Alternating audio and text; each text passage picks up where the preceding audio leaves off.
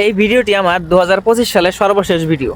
এমনকি সবচেয়ে গুরুত্বপূর্ণ একটি কথা, যারা এসএসসি পরীক্ষা অথবা এইচএসসি পরীক্ষা দিছো বা পরীক্ষা দিবা তাদের উদ্দেশ্যে এই কথাটি।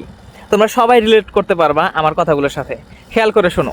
আর যদি সময় না থাকে তুমি স্কিপ করে যেতে পারো, যখন সময় থাকবে তুমি তখন এই ভিডিওটি দেখবে। এই সময় না নেওয়া ছাড়া হঠাৎ করে ভিডিও দেখবে, একটু পর স্ক্রল করবে, এরকম করে ভিডিও দেখার প্রয়োজন নেই।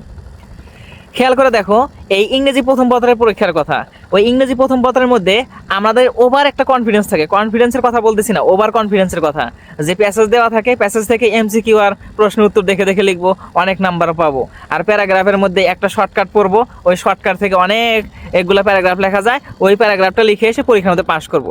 তুমি মনে করে দেখো, তুমি কোন পরীক্ষায় এরকমভাবে পরীক্ষা দিতে গেছো, ওইখানে প্যাসেজ দেওয়া আছে, প্যাসেজ থেকে এই এমসিকিউ অথবা এই যে প্রশ্নের উত্তর যে লেখা লাগে সেগুলো লিখে ভালো নাম্বার পাইছো? একটা পরীক্ষা তুমি দেখাতে পারবে? অবশ্যই না। তোমাকে সরকার কর্তৃক অর্থাৎ পরীক্ষার বোর্ড কর্তৃক একটা করে সিলেবাস দিছে। সেই সিলেবাসের মধ্যে যতগুলো টপিক দেওয়া আছে সেই টপিক সম্পর্কে তোমাদের ক্লাসে পড়ানো হয়, অথবা তোমরা যারা টিউশন পড়ো, প্রাইভেট পড়ো, কোচিং করো, সেখানে পড়ানো হয়। কেন পড়ানো হয়? ওই গল্প তো দেওয়াই থাকে, তারপরে ওখানে ভালো করে বুঝিয়ে দেওয়া হয় যাতে করে তোমরা ভালো করে বুঝতে পারো।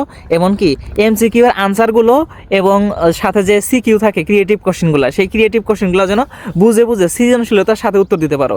এটা মূলত সৃজনশীলেরই একটা কাইন্ড অফ কোশ্চেন।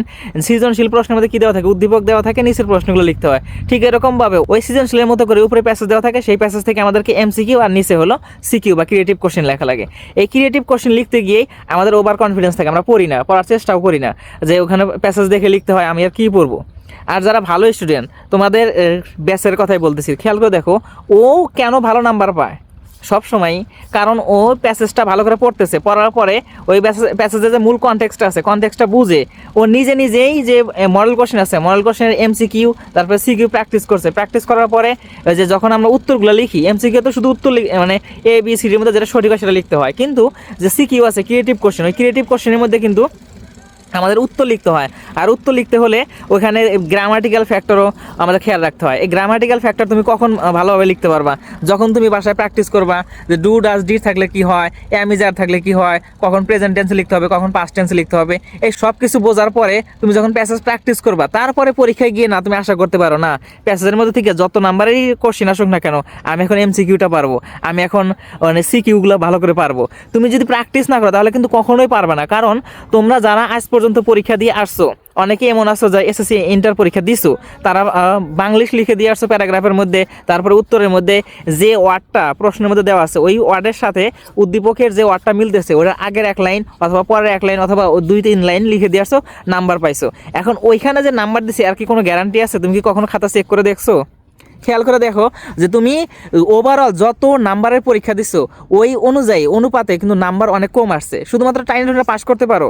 তুমি মনে হাত দিয়ে দেখো যে আসলে তুমি যেরকমভাবে লিখছো ওরকম নাম্বার পাইছো? না, পাও নাই।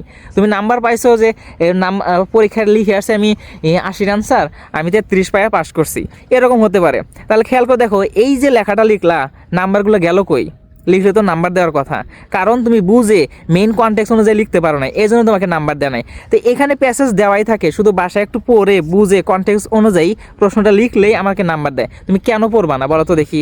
এরপরে তুমি যদি পরীক্ষার্থী হয়ে থাকো এসএসসি অথবা এইচএসসি, তাহলে অবশ্যই ওই প্যাসেজ পড়ে কনটেক্সট বুঝে বাসায় প্র্যাকটিস করে তারপরে পরীক্ষার হলে যাবা, যাতে করে এই প্যাসেজ থেকে তোমার স্যাররা কোনো নাম্বার না কাটতে পারে। আর যারা পরীক্ষা দিয়ে অলরেডি এই বিষয়টার সাথে রিলেট করতে পারতেছো, তারা ছোটো ভাই বোনদের ওই যে ফালতু অ্যাডভাইস দিও না যে এই আমি তো বাংলিশ লিখে দিয়ে আসছি, বাংলিশ লিখে দেওয়ার পরে আমি পরীক্ষায় পাস করছি, তুই ইংরেজি নিয়ে টেনশন করো, ইংরেজি কোনো সাবজেক্ট হলো? এরকম অনেক স্টুডেন্টের কাছে আমি শুনেছি যে ছোটো ভাই বোনদের এরকমভাবে অ্যাডভাইস দেয়, ইংরেজি নিয়ে কী টেনশন করো, কি এত পড়াশোনা করো, পড়াশোনা না করে আমি বাংলিশ লিখে দিই, পাস করে ভালো রেজাল্ট করে আসছি। তুমি ভালো রেজাল্ট করছো, তোমার নিজেকে প্রশ্ন করো। ওখানে গল্প করার সময় তো তুমি বলতেছো ঠিক হয়েছে আমি ভালো রেজাল্ট করছি, তুমি বাংলিশ লিখে দিয়ে আসো আর যে লিখে দিয়ে আসো, তুমি কিন্তু আশানুরূপ ফলাফল পাও নাই।